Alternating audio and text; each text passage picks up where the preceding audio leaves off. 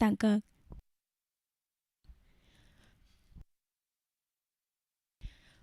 वारी इबीरिबा अमदी खंजलदा जेम्स हाइग्रोजम खुदल तमजरी मयाम पुना तामिनसे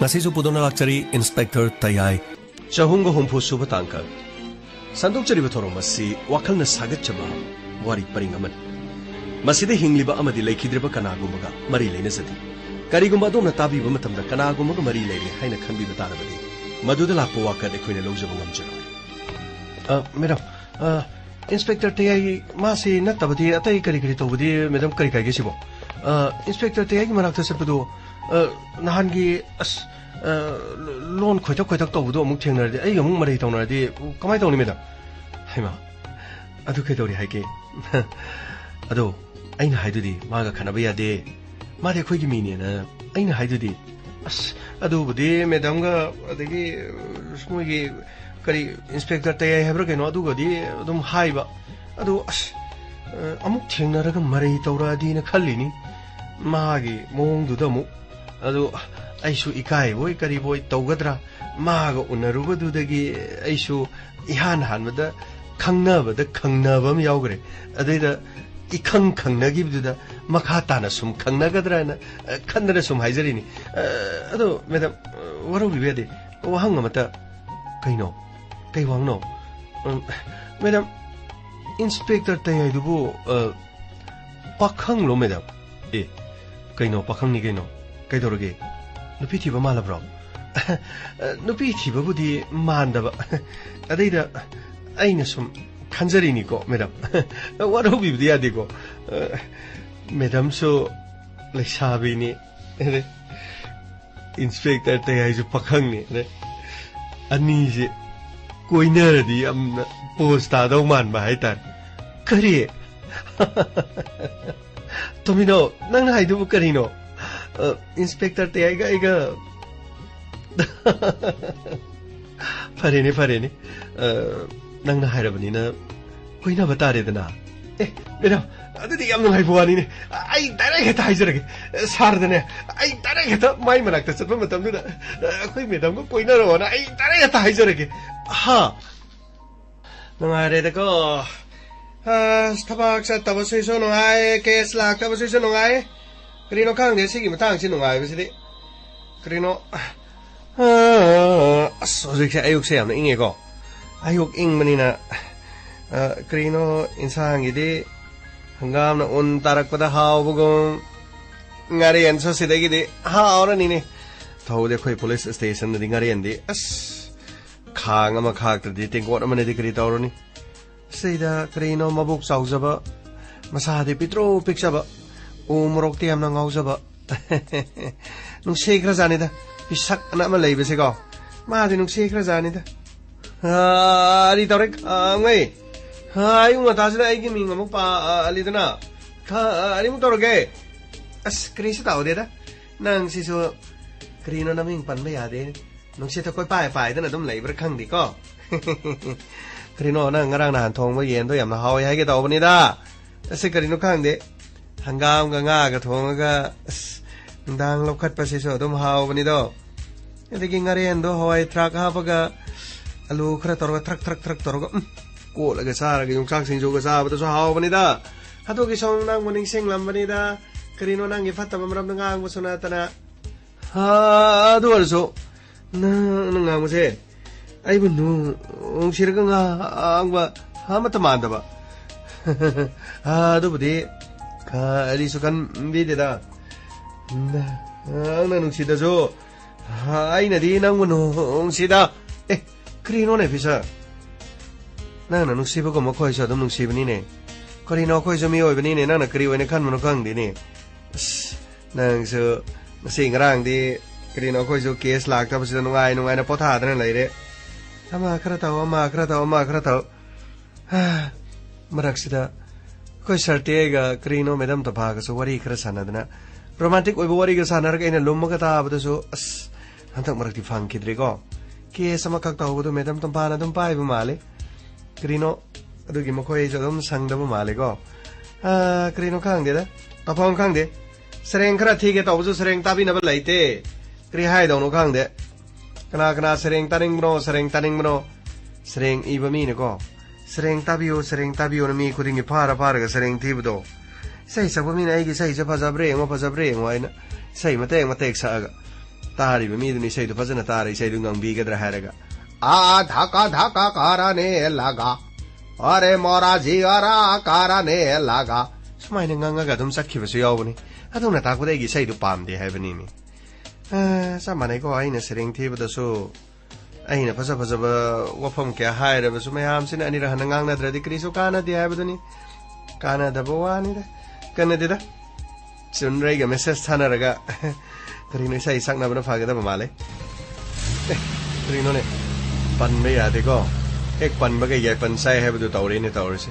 as lakre ne khoi ge madam ta pa lakre ne kamai tele bro madam lai te ai su lai as krino ne nahan ge sak takhat nu pa da su yaw ni da han lai din tawre ai bu kong no bi kai dori da tawre se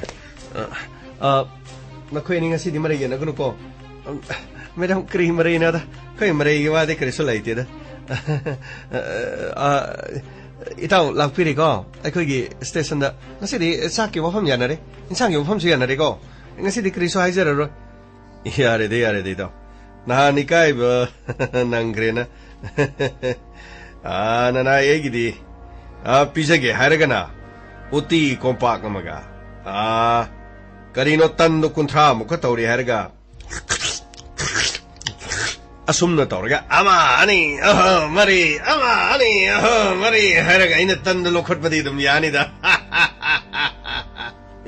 karino ne tawsigo amuk sini mahabharat ki mi man masu yauri ne tawri khangde da hojiki matam jami je thajaba yaba na te ko mong matau khara khangdre di ko kari tawrobagi taw aina nahan khara khangna banu mit khangkhibadu digi ai bulana lobirabra karino kari so hajaroi da sidagi di lana lona draga dum loire hajari ba nakhoi ni ne mare yena dana mung lerangani ko ai tega wari arubam da sanagi gamai khara phajana madam kariso wabiruno da ngasi di insang so kariso thongde da hangam oina thongodori ra hawai kangme tawgodori khangdri da insang so hawtabani na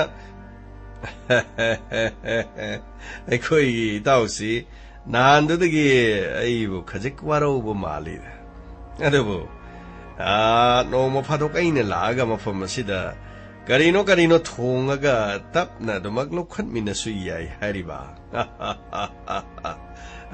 pok chaw bai khoi gi di sa ba thakda haw ba haw ta ba pok thalaga loire haijari ba screeno ne ma gi khonok si so dum yadi ai ko ma na som no ga ina nok ta ba di ngai ra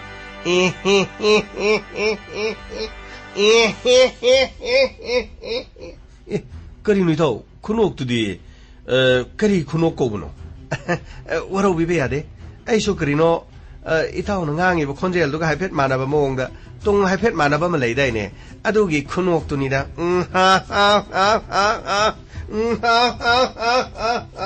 karino somna nok pa ma lei dai ne ko masidi yaroi dori ai khoi gi madam na haiba chumidana mi serai ba mi nanti masidi mukna ba kanati marup oina sanaga da bani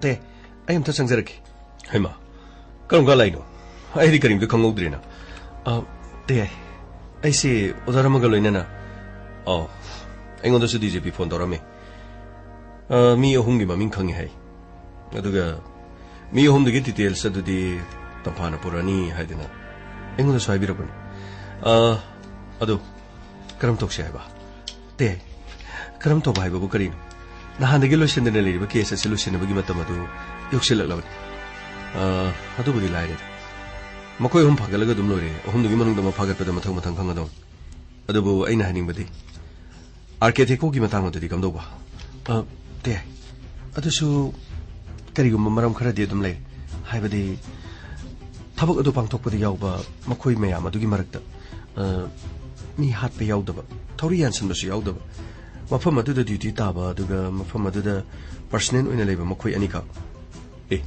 अदुदी याम फरेना अदुदी आर्किटेक्टको की मतंगदी DGP ना हाइबदि ते खरा मरी लेनबा हाइबदि CM दो वाकत पंगंबा CM दा हाइबंग मी खरदि यावरी अदुना वाफम असे परेतंबा अदुगी करिसु clone अखोइना अचुंब खरा पुथोलब मतम अदुदा वाफम अदु प्रेस ता कोक लिक ओहला लोरे मदुदगी करिसु लोट पंगम दोनति सीएम सु मतम अदुददी उपाय लेरो मागे पोजीशन हेन लुना लोरकनी मदुदी करिसु नथि अदुदी अखोइ अहान मदुजी करि तोबदाय ते हौजिक अहान मदे खोइना लेरिबसी मखोइ अहुम हाइबदी बसंत प्रेम अमदि मनी मखोइगी लोकेशन सिंग अदुगी मतुमिना कदाय मखोइगी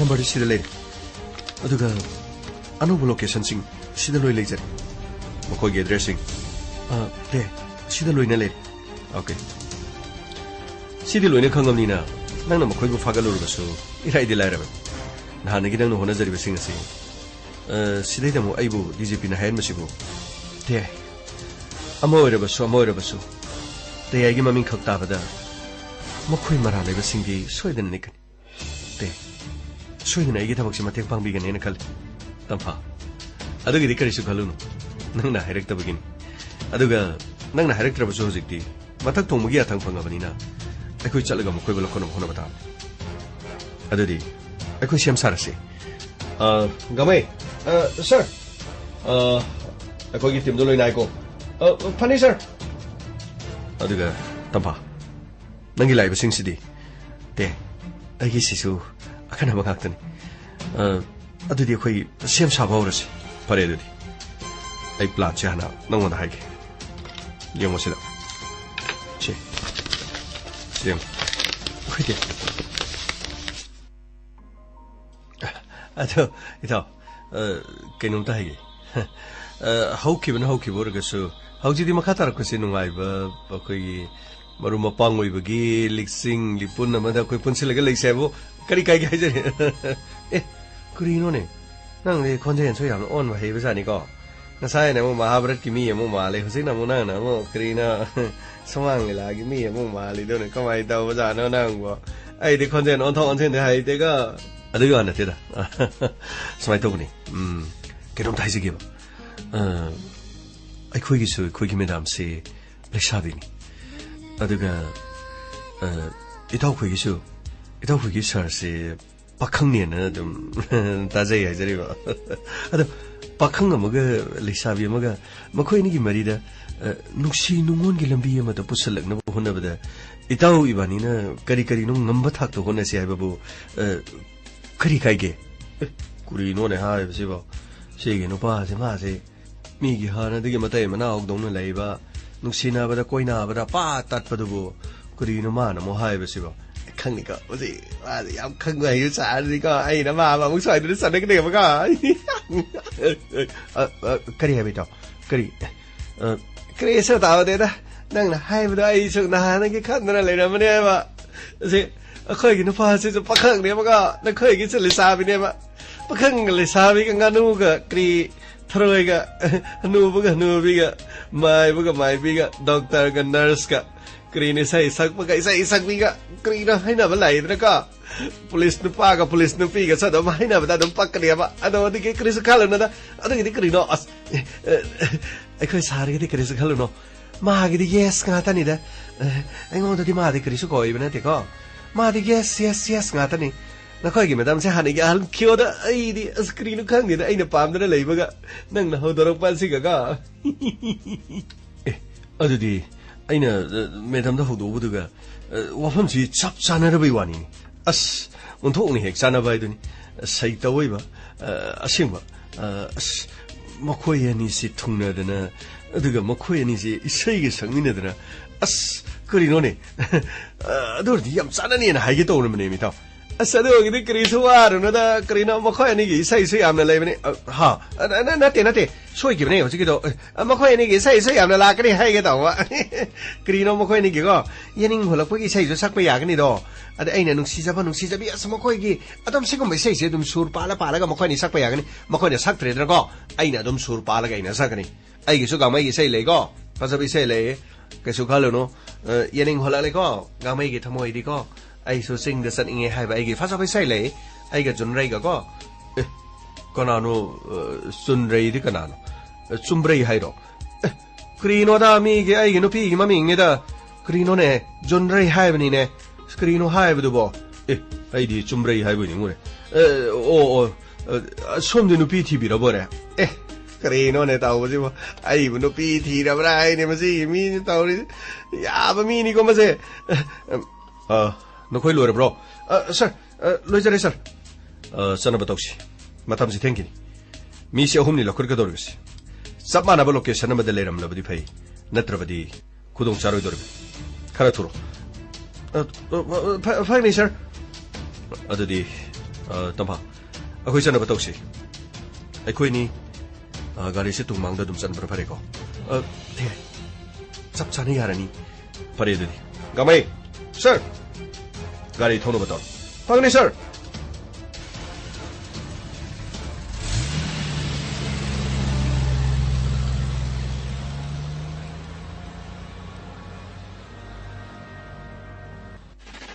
कई सुनने तब दे नाने की थोड़ो सी मतंग युम दले बंसा बंखंग न कोई ले मपुन सीधो मथुआई दो मांगा पुंगे लोरे ना मरग सीधे मो मागती न बम माना ब करी बुशा है ब्रो मनी बसन बुशा है प्रेम मनी अखोई में मफम से लोटुन ले रही सी मतम कोई अखोई मफम होंग तो पगी तंगाई कतबले पर मणिपुर थादो सकदोसु हाई सिंगनब पुलिस ना खोगी लंबी सोइदना मोइ थिरदा मसिदगी मखोगी अस्ति लोइख्रबनिना सोराट को लोइरगदि मणिपुर थादो मतम खरा गुवाहाटी दरगे मोलेरुस सेल थुंगिदि केसु वार आई लोइ सिंगन हौजु ख्वाइदगी लोरि बाफमदि अकोन मसिरिबो बोइसा हारिदो मदु मंगोदा ताइसनना होनबदा प्लान अदो अइना खोगी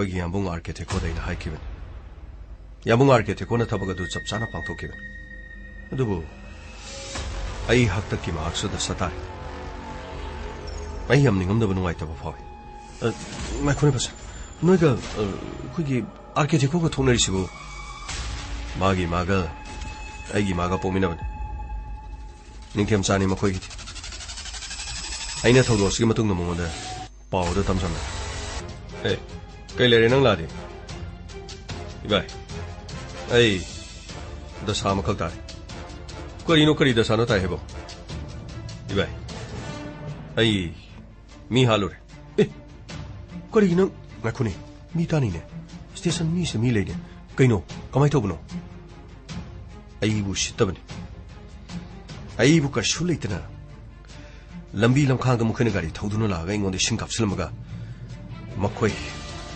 अखोई गाड़ी अदुना ताना लंबी मदिगे मखोई फंगी नती कना कनानो नंगना लंबी दु फंगी आइदु कनानो केनेडी हाबदी बाय आइन हालुगु मियदुगी ममिंग केनेडी कविनी बाय ओ अदुदी इसिंग कापसलमी हाइसी केनेडीना नते बाय इसिंग कापसलमदी केनेडी का खंगबा केनेडी का नुक्सिनबा पुष्पा महक इसिंग कापसलम इबाय आई थवाय यम नुवाइ यामन उसी थोइदना मफम मदुदा खोइना लाले हाइरबसु हाइरकनबा हाइदुना मफम मदुदा मखोइबा तुम इनदुना तानाखिब अदु इबाय आई उरबा मतुंगदा उसी थोइदना मखोइना तोरखि बाय मसि खक्क नति बाय मफम मदुदा पुष्पा कोबि नुपि अदना अखोई अहुमबो यामना ठीना फुरखि करिनो नेसे नुपीना नखोई फुरैबा माने अखोई ठीना फुरखिबनि बाय अदुगी मतुंगदगी नुपी अदुदा खुद थाबा यादबना अखोई सुमफम अदु थादोक्तना अखोई लाखि बाय अदुगी बाय नुमित कयानी नुपी अदुदा लमन खुमननबि होनकी अदुबु नुपीदो अराइबा नुपी नथि सरित सराहेबि नुपी मोरगा सोहजिक मतमगी नुपा मंगा तरुक मसा मथनगा पाना मतमना महांग इराइ लाइन हेक्ता फुबा ngamgadabi पुष्पा कौब नुपी अदुबु इबाय महाक खंगनरिबा महाक नुंगसिनरिबा केनेडी हारिबा मी अदुदि महाक्ति मपांगन सोनमी अदुबु पुष्पान मखोय चाकना महांग मथवाय अदु चाकननबगिदमक करि तोगदगी हाइदुन अइना खन्मा मतमदा अइगी प्लान दि महाक नुंगसिनजबा केनेडी गी मपुंची लोइसनबनि बाय गाय खोनि नंगो तपन nganguनि बुंगो ची अतैस लोइना तारनि नि से बुंगो नंगो इबाय लमन खुनिंगबन चाकलबा थमोय असिना खाब ngamदना महाकु खुद थाबा मतमदा पुंची मांग्रे महाकी पुंची मांग्रे लाइको अदुदी नंगी थौदो अदुदी कना कना होई कना थाहोई इबाय अइगी थौदो से कना गुमा मतो होती अदुबु केनेडी की मोबाइल फोन दा वारी सानदुना लेरमदगी फोन अदु मुलगा इना फोन अदु वारी सानेदु कनानो हानि येंबा मतमना पुष्पा वैरौकी अदुदी पुष्पान हाइदोइद्रो पुष्पान वारी से मतम हाइदोइद्राबा इबाय मागी नुसिनजबा नुपा हालबा मतुंगदा करम्बा नुपीना लेपाक मिया ममांगदा थोलक्तना महाकी नुपा अदुगी नु कोचेन चेन ngamgदनि नुंसीबगी मैना चाकपदगी ngauduna dum chalgadabani khangdi harga lore kari sum khoina khanggadaba nate tako adudi nangna mafam asilai sai kai do haino ai kai do haino nangbu farga lokapta thamo harira natraga kari to haibano ibai na farabadi ai ge punchi magrani bai case असि थैदोकपा याननबगिदबि bye मागा ख्वाइदगी नक्नबति नबा महाका yum अदुदगी थोकिबा नत्रगा महाका नुक्तिगी चबिनबा मी अमा थिरगै bye मी अदुदा मरान तासिनन होनबियो अदुगा मियोय अदो इबाइना वहंग पहंबियो इबाय नसेनगी पुंसी जमुत कनबियो नि केदोबगी bye इबाय नसेनगी पुंसी जमुत कनबियो केदोबगी हे यारेसे करिनो कप्तनो कोतर खोंगदो बायदो यारेसे यारे आई हौजंजु पाउलोगी महाका कनागा तिनै महाका कनागा चमिनै आई महाकी affairs अतोप Lebra हाइबदि नुपी खंगनब Lebra आई करी करी तोबा याबगे दु यंकी अदुगा मतम खरदि अंडरग्राउंड मै हाइबदि खरा लोतुन ले नखोय सेक्शन लेत्रबदिने आई वाइगे थौदो से एगी जगा द थोकपनिना आइने नखोयगी नथक्ता आइना थिगलखदबदि लेत्र अदबु करिंगुमा पेलक्तदुना अतोप पुलिस स्टेशन नत्रगा मथक थोंगमसिंग वफम सिलादे फबोयर यंदाब्रा अदुना अथुबु मतमदा नखोय अंडरग्राउंड ओइखो फनी भाई अदुदी एखोय मुक चचरुकी भाई चलो अदुगा आई थौदोसी मतंगदा नखोयदे पाउ पिरके फनी भाई अदुदी चचरुकी चलो नखोइनदि खंगदबा अइना तोरिबा प्लान सिंगसि नखोइदि करिं खंगोइ आई थौदो अदुगी मतुंगदा केनेडी खुत सिरो मतुंगदा हिंग तुम यादबदगी करी तोक्सिगे हाइदुना अइना खन्म मतन इबाइगी मनाक्ता चलगा अइना पावसे निंगथिजना मंगोदा तमो मदुदगी ngasi फावबा कोइ अंडरग्राउंड ओइदुना लेरेदना पाव तमु मतुंगदगी ने नोंगालगा नखोइ नि बोइने मफमसिदा लेक्सायना कौरि आइगिदि इसा ngakthognanaba इसा नाथोक्ननबगिदम उपाय मदम ले ख्वाइदगी लुरिबदि युमदा लेहौगदोरिबा नखोइनि अदुना नखोइनि सुम मफमसिदा पुदुना लाइ सिजरे हैना ताबददि करी पुष्पा हाइबदो ngaudुनु चटले हाइब्र गैनो करिनो मा हाइदा उसित थवैदबा नुपीना नुपीगी मथौ तौदबा नुपी मो ओइरगा अखोइद खुद थादने काय पीना फोनब मदुगी माही अदो माक मसाना नसीदी फंगजरेना करी सुनतबदा अखोइद खुद थादना हौजिक्ति मागी नुक्सिजरबा नुपादुसु ताइबंग थादोकना सकखेरा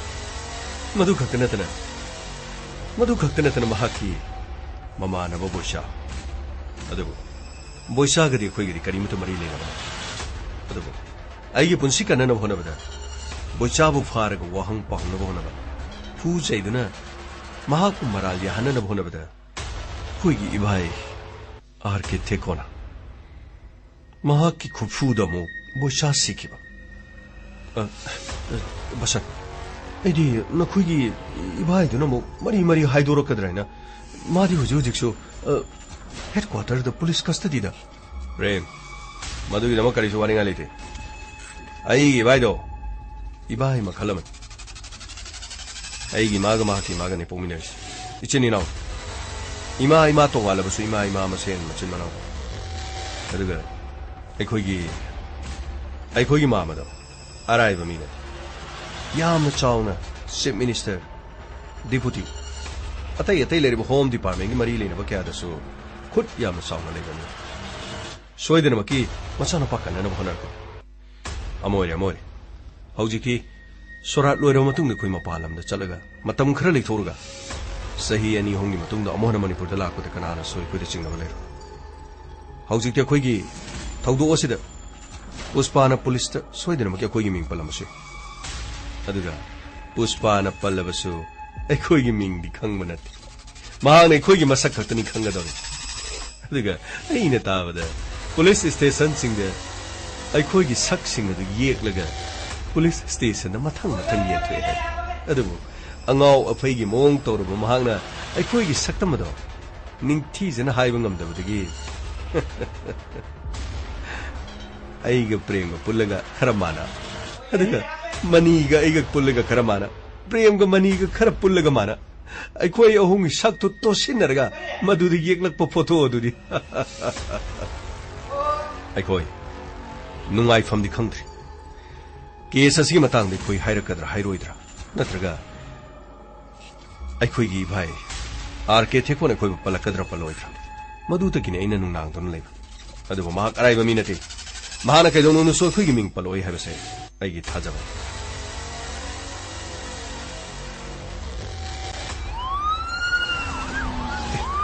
पुलिस की गाड़ी नहीं है देखो तुम लेको देखो यंगशी काम करे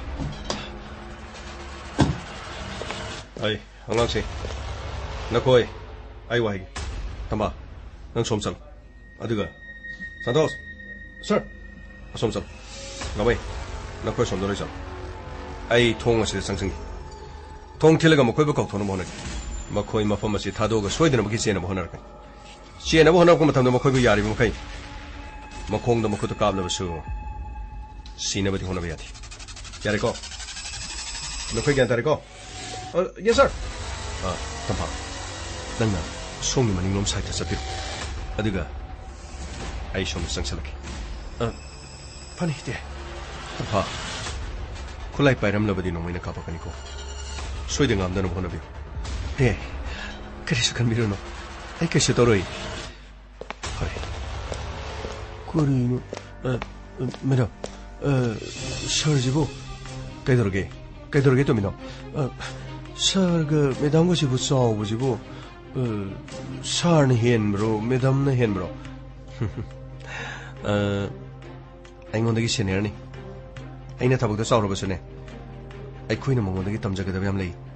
लो सची लो अदुमदा हंगले रनु अस व्यवहार का शु तोबुम तोई ओदर तोई मोंग सो तोई खंद्रेदा आइना सोमदा उजनिंगी बसिगा येंगजनिंगी बसिगा सोंदा ओइजरम लिसिगा तौजरम लिसिगा मोंग सि इसा दे चानै तोमिरो दुम गांले नु लो सोम चंगो फानिमिदा फानि नकोइ मफम असिदा लेरिबसिं नखो थांगोक्तुना आइखोइदा संगरो नखुद करीगम खुला यारमग सोय खोज संगरो मसिदगी हेना फबना खोइगी लंबी अमत लेयो आइना हारिबसिनी मफम मसिदा लरिबा बसन प्रेम अमदि मनी नखोइ बखोइना क्वेश्चन दनो थांलबनी नखोइगी नपुंसी हिंगलबदि नखुद थांगतुना मपानदा थोरपना ख्वाइदगी फगनि आइना हारिबसिना रोइबन मसिगी मतुंगा फत्तनुंदा थोलकदना साना दाइता पुगदबनि आई इंस्पेक्टर तयांगी आई ने हारी बसिन खोइ तारबदि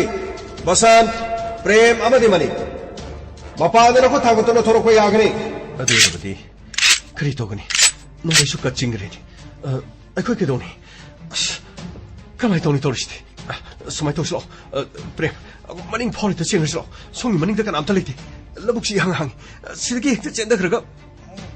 Lai bang yana krislo. Lo, chaslo. Hey, Lekho. Lekho. Haraga. Hey, chelo di kau ni. Kape ni. Amus kape tong ni. Hey, cengro harga. Cengro, nakudang. Lo, sumdong cengro. Hai bagi yadi ni. Te, ai tok jara ge yani. Sidong le ramene. Ye, te. Cengida. Nak cengida. Lo pi polis ni ne. Ay. Kering na hantar cibo. Lupi ki khuk ta sai cha ba loi. Kering. Lupi ki sai na tro. Lupi ki sai na tro. Na khoi bo Puspa na phu. Ki tro. Puspa na khoi bo phu do. Ari na ki tro. Hai. Puspa ki pa kana hale. Puspa ki pa kinedi kana hale. Mera. Soi ba Kari shaba. Puspa na khoi bo thile phukraga. Puspa na lama na ngamdraga. Nakhoina singaraga. Puspagi mahaki punsi ojariba thawai ojariba kineti ki punsi bolo shingiba.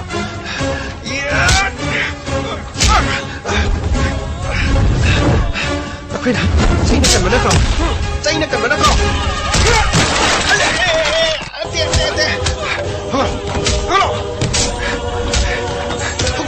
Ay, mira. Pichire. Mira. Ay, pichire.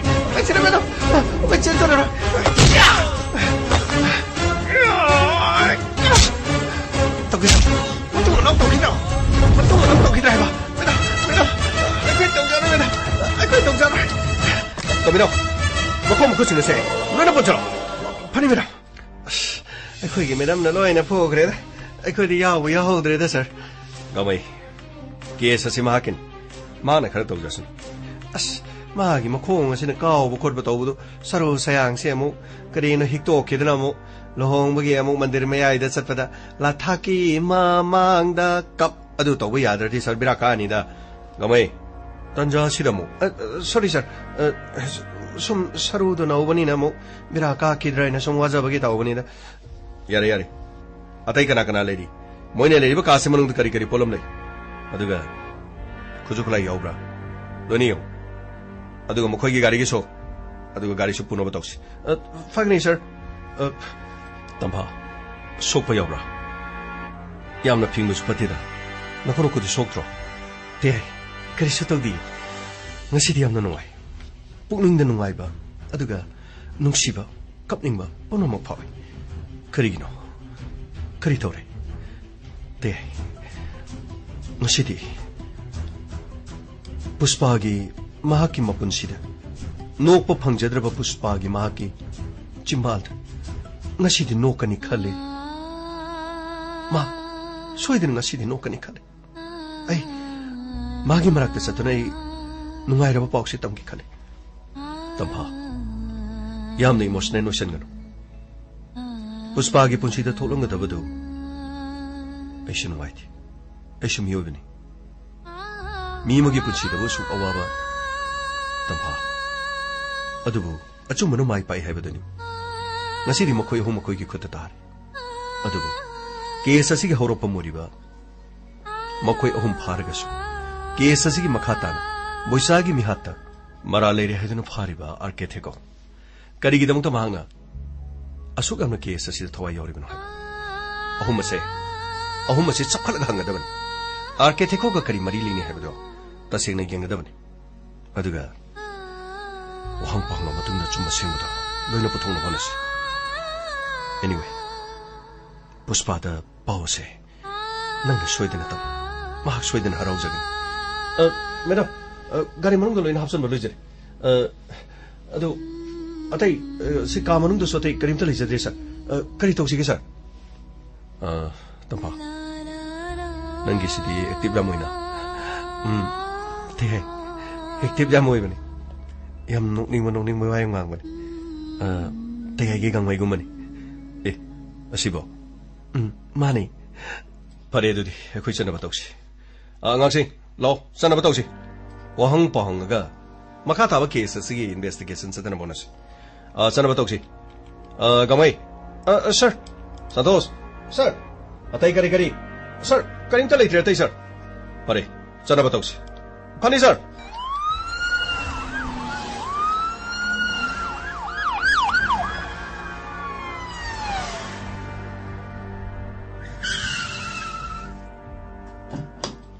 lo como tampa na kang legi si lo pani te gamai custody da phajana tham ngasi hing di wahang pang ga aseng wa chuma khar khang matung da pani sir lakyo manung da lengsen birak se nungai ra ba konung gi manung dagi hena nungai ba mafam ni da ai da sida mafam da watin akon ba kai sam lai ko amuk son da khoi gani mathang gi case ta chung gani amuk khoi gani amuk chung gani amuk khoi gani amuk chung gani wat pa laite krisu ga krisu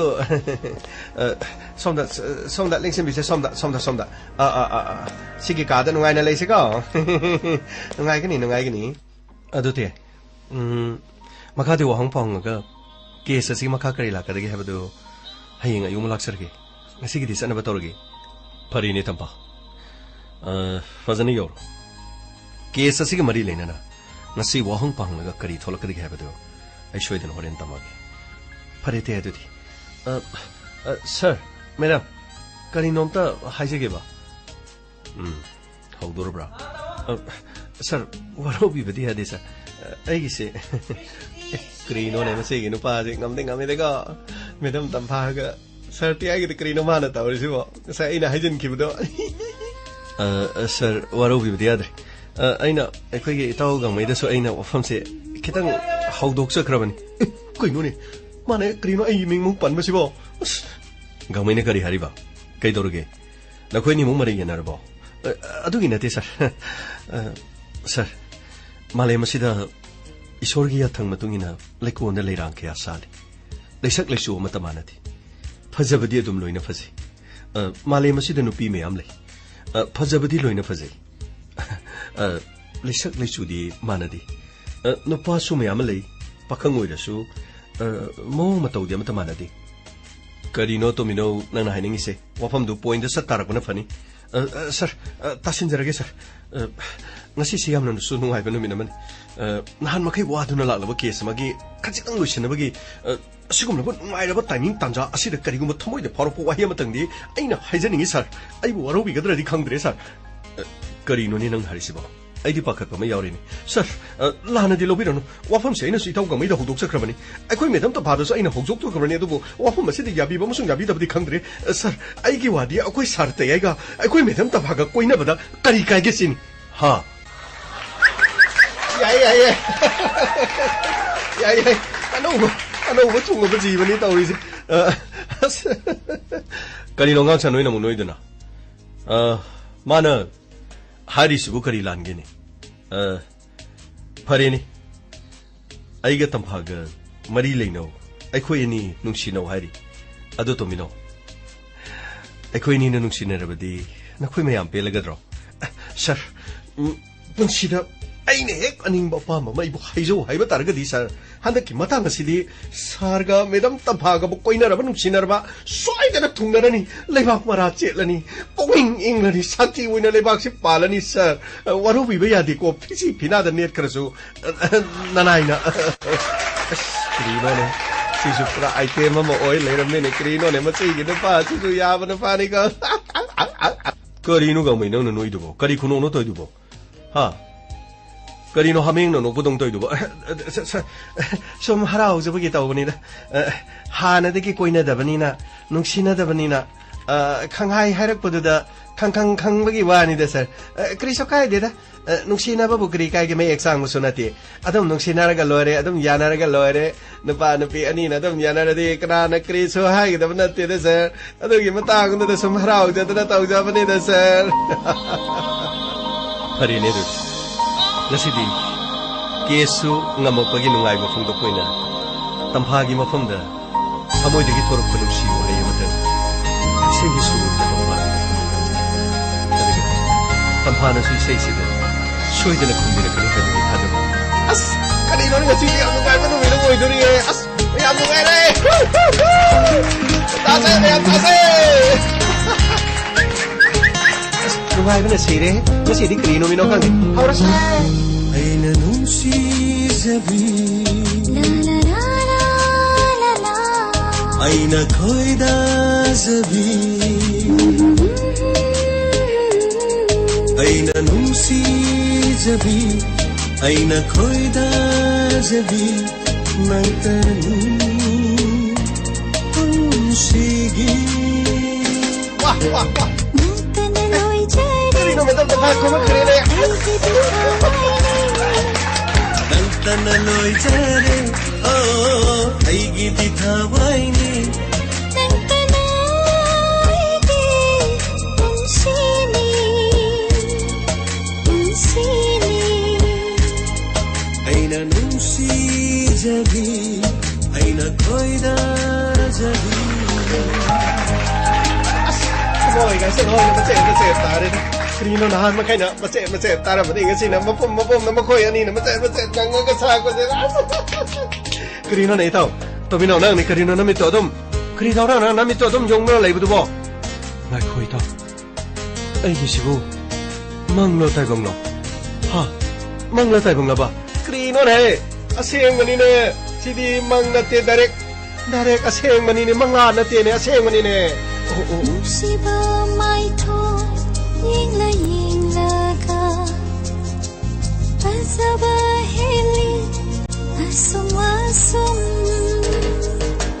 Nusiba satam yingla ka Azaba heli asum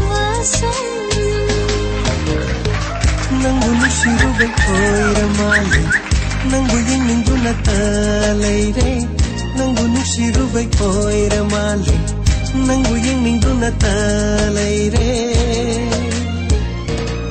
Nantana aigi unsini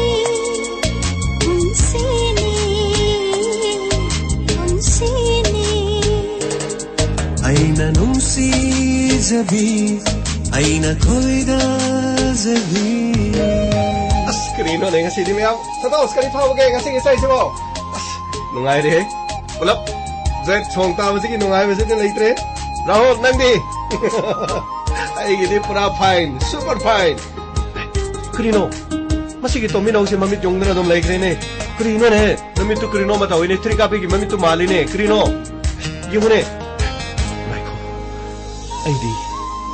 ay di medam tampaga sarte ya gada pungaw rin Taramba misum laiwa pubano Sumhatyay puba amoba Taramba misum laiwa pubano Sumhatyay puba amoba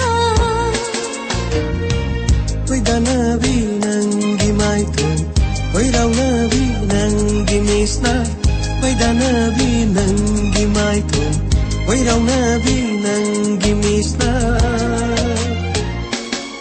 Nangi wahida ngaurabini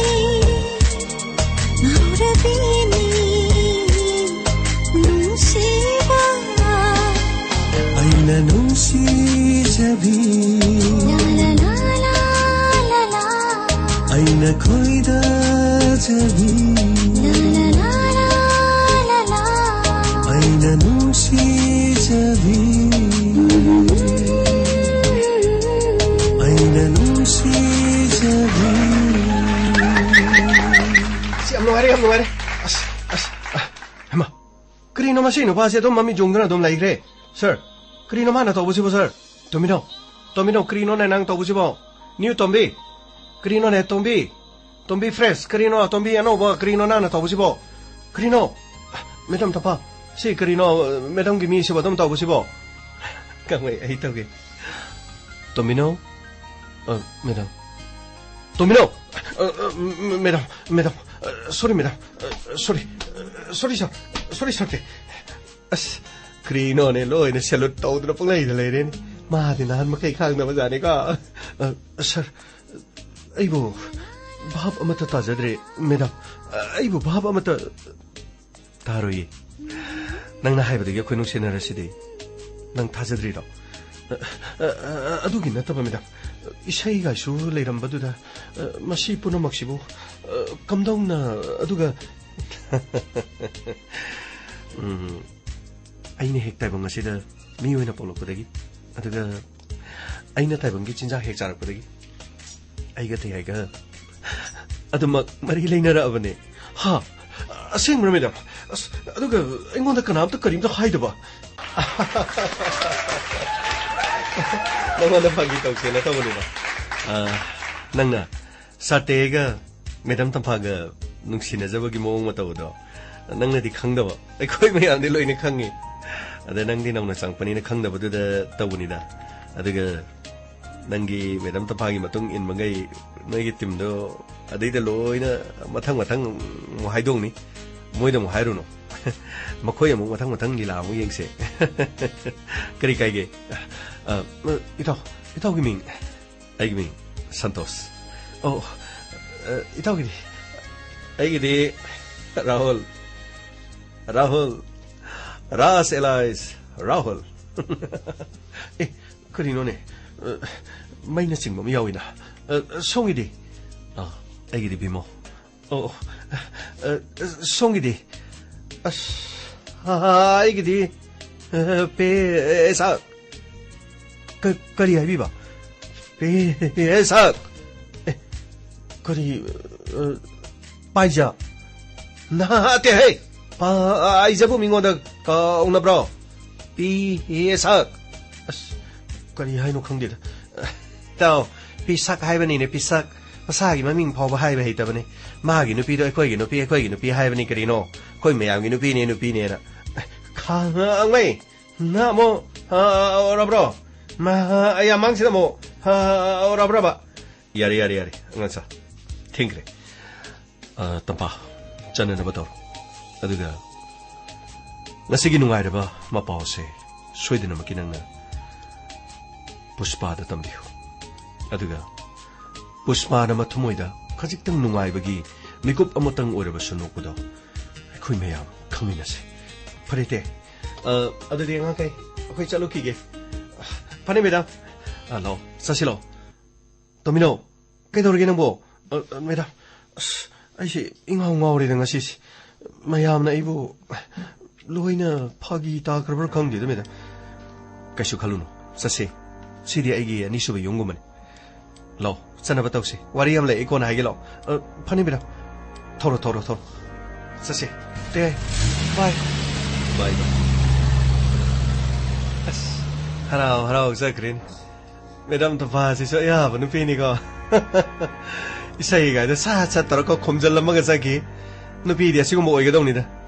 Phagi pharangi kri ga na ba. Nupi di ko smai na guts lai na lai ga da ba ne ba. Nupa phore nupi phore kri phore mi phore isay masa phajare masam sange loi na song phiran chare. Asi mo ngai re da ko. Gamai. Wahang pang na batok si. Asumba sengwa karino haibadu khangna ba mayek sengna kesa sida kari leri bagi haibadu maroina aina singna ba wafam khrane auju phawdu kesa sida RK thekona kari gi tamuti interest lawri bani aduga Kennedy ga basan ga nungai na draga kari gi tamakta boysha gi misi si tholi bani boysha gi misi sida Kennedy gi misi si ga kari mari lenge haibadu sengwa khangna na bagi ai koi changna batoksi sir ready da lai jare sir adugi wadi sir aigi waten no mathau tau da ba koire ngasidi waten no mathau phajana tau na ba sir lengsil si do sir lakle inspector tayay lakle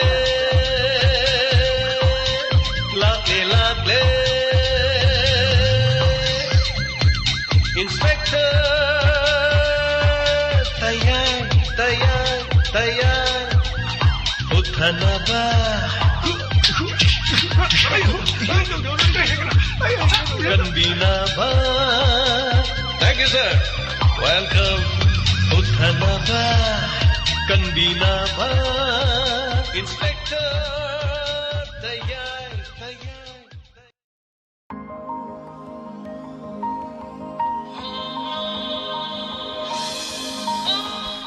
하나나 덧줄이 산톡서리바 더럼 인스펙터 대야이 서훈가 홍보수바 딱각 따비리바 마야나 피피르파 피드백 아마디 코멘 마티 아마 빠쩌기 텐탁나 도렌 모이랑 템 덧줄이 강비톤 농톰밤 덧줄이 프렘짓 하우밤 덧줄이 더럼 서루야비바 소몰라 서머를 락밤 덧줄이 강비톤 농톰밤 덧줄이 마마이 뱀헐 덧줄이 Thank you. Taram saruya biba. Samjembam. Tombisana yamba handy lashram. Takachari waheng bam servita. Takachari taram saruya biba. Padama tongram isa olen ngasigi episode yamna nungsi. Kennedy hat pasing fabada Madam Tamfagi. Seldu yamna emotional oi kresin do haiba male. Thank you. Julie sa takachari somala summer lapam sargang maigi. Lehau mathau tawdore sarbu hanana thachari lichai mathau tawdore habirakpani thachari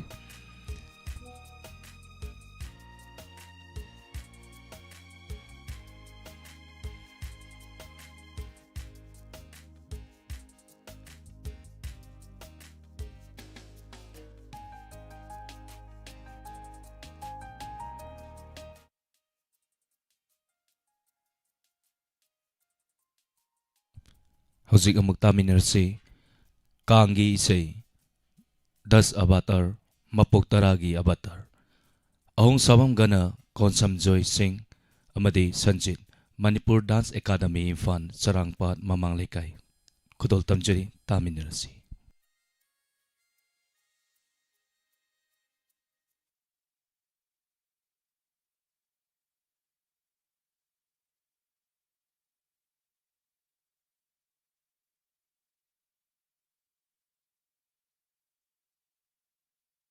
बले हो प्रेम से कहो श्री राधे कृष्ण बले हो प्रभु नित्याय चैतन्य आद्वैत श्री राधा रानी खत संत साधु mother सबानी Hare Hare निंजय Sanjay Govinda जग योपी लांबिबा निंजय संजय गोविंदा निंजय संजय गोविंदा जगयुपी लांबिबा निंजय संजय गोविंदा निंजय संजय गोविंदा निंजय संजय गोविंदा जगयुपी लांबिबा जगत पुयुपी लांबिबा निंजय संजय गोविंदा निंजय संजय गोविंदा निंजय संजय गोविंदा जगयुपी लांबिबा जगत पुयुपी लांबिबा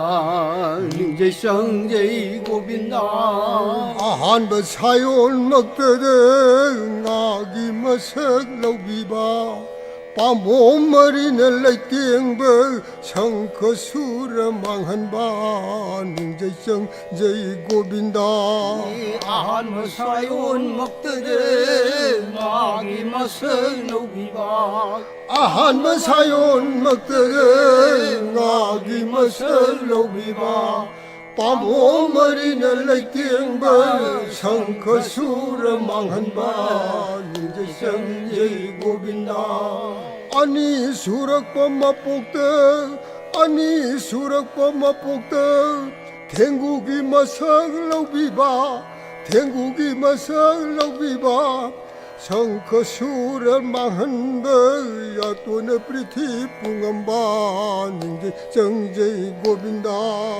아니 수락범마 뽑다 탱국이 마살라우 비바 라힘자원의 뿡엄드라바 만다솔 무푸비바 닝제 정제이 고빈다 아홈 수락범마 뽑다 아홈 수락범마 뽑다 오기 마살라우 비바 ꯑꯣꯛꯀꯤ ꯃꯁꯛ ꯂꯧꯕꯤꯕ ꯁꯪꯈ ꯁꯨꯔ ꯃꯥꯡꯍꯟꯕ ꯌꯥꯇꯣꯅ ꯄ꯭ꯔꯤꯊꯤ ꯄꯨꯡꯉꯝꯕ ꯅꯤꯡꯖꯩ ꯆꯪꯖꯩ ꯒꯣꯕꯤꯟꯗ ꯑꯍꯨꯝ ꯁꯨꯔꯛꯄ ꯃꯄꯣꯛꯇ ꯑꯍꯨꯝ ꯁꯨꯔꯛꯄ ꯃꯄꯣꯛꯇ ꯑꯣꯛꯀꯤ ꯃꯁꯛ ꯂꯧꯕꯤꯕ ꯑꯣꯛꯀꯤ ꯃꯁꯛ ꯂꯧꯕꯤꯕ ꯁꯪꯈ ꯁꯨꯔ ꯃꯥꯡꯍꯟꯕ ꯌꯥꯇꯣꯅ ꯄ꯭ꯔꯤꯊꯤ ꯄꯨꯡꯉꯝꯕ ꯅꯤꯡꯖꯩ ꯆꯪꯖꯩ ꯒꯣꯕꯤꯟꯗ ꯃꯔꯤ ꯁꯨꯔꯛꯄ ꯁꯥꯌꯣꯟꯗ ꯃꯔꯤ ꯁꯨꯔꯛꯄ ꯁꯥꯌꯣꯟꯗ ꯅꯔꯁꯤꯡꯍ ꯃꯨꯔꯇꯤ ꯂꯧꯕꯤꯕ ꯅꯔꯁꯤꯡꯍ ꯃꯨꯔꯇꯤ ꯂꯧꯕꯤꯕ ꯍꯤꯔꯩꯅ ꯀꯧꯁꯤꯄꯨ ꯂꯣꯏꯁꯟꯕ ꯚꯛꯇ ꯄ꯭ꯔꯍ꯭ꯂꯥꯗ ꯀꯟꯕꯤꯕ ꯅꯤꯡꯖꯩ ꯆꯪꯖꯩ ꯒꯣꯕꯤꯟꯗ ꯃꯔꯤ ꯁꯨꯔꯛꯄ ꯁꯥꯌꯣꯟꯗ नरसिंह मूर्ति लौबीबा नरसिंह मूर्ति लौबीबा हिरैन कौशिपु लोइसनब भक्त प्रह्लाद कनबीबा संजय गोविंदा मंगा सुरप मपोक्त मंगा सुरप मपोक्त बुधनी तपस इंजबा बुधनी तपस इंजबा शंख सूर लांबीब जातुन पृथ्वी पुंगंबा इंद संजय गोविंदा मंगा सुरप मपुक्त मंगा सुरप मपुक्त बामोन वैखी तंगंबा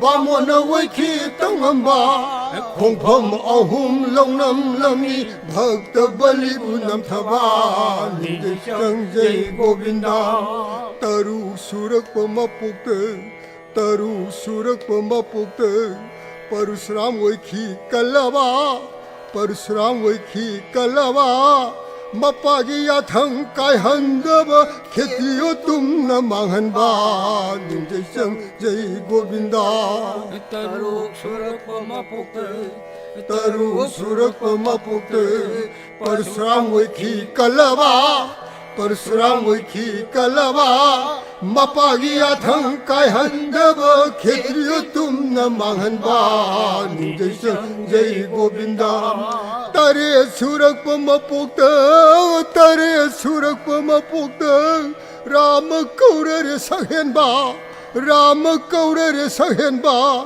भरत कनब वासक जेतब रावण सिंह मांगनबा निंजय संजय गोविंदा तरे सुरप मपुक्त तरे सुरप मपुक्त राम कौइदो सहेनबा राम कौइदो सहेनबा भरत कनब वासक जेतब रावण सिंह मांगनबा निंजय संजय गोविंद निपान सुरप मपुक्त निपान सुरप मपुक्त कृष्ण वर रे अथवा कृष्ण वर रे अथवा अघासुर कुवले पीर केसी कंस लांबीबा निंजय संजय गोविंदा निपान सुरप मपुक्त निपान सुरप मपुक्त कृष्ण वर रे अथवा कृष्ण वर रे अथवा अघासुर कुवले पीर केसी कंस लांबीबा निंजय संजय गोविंदा मापन सुरप मपुक्त मापन सुरप मपुक्त बुधनी तपस इंजबा बुधनी तपस इंजबा धर्म तबु योखत पीब साधु सिंह कनबीबा निंजय संजय गोविंदा मापन सुरप मपुक्त मापन सुरप मपुक्त बुधनी तपस इंजबा बुधनी तपस इंजबा धर्म तबु योखत पीब साधु सिंह कनबीबा निंजय संजय गोविंदा तारा सुरप सायोंद तारा सुरप सायोंद कल की ओर रेंगलबा कल की ओर रेंगलबा म्लेस पुंब मांगहन बीब धर्म जोपी कनबीबा निंजय संजय गोविंदा तारा सुरप मपुक्त तारा सुरप मपुक्त कल की ओर कलबा कल की ओर रेंगलबा मेष पुंब मांहनबीबा धर्म योगी कंबीबा निज संजय गोविंदा निज संजय गोविंदा जग योगी लांबीबा निज संजय गोविंदा निज संजय गोविंदा जगत योगी लांबीबा निज संजय गोविंदा निज संजय गोविंदा जग योगी लांबीबा निज संजय गोविंदा निज संजय गोविंदा जग योगी लांबीबा निज संजय गोविंदा निज संजय गोविंदा जग योगी लांबीबा निज संजय गोविंदा निज संजय गोविंदा जग योगी लांबीबा निज संजय गोविंद हरि बोल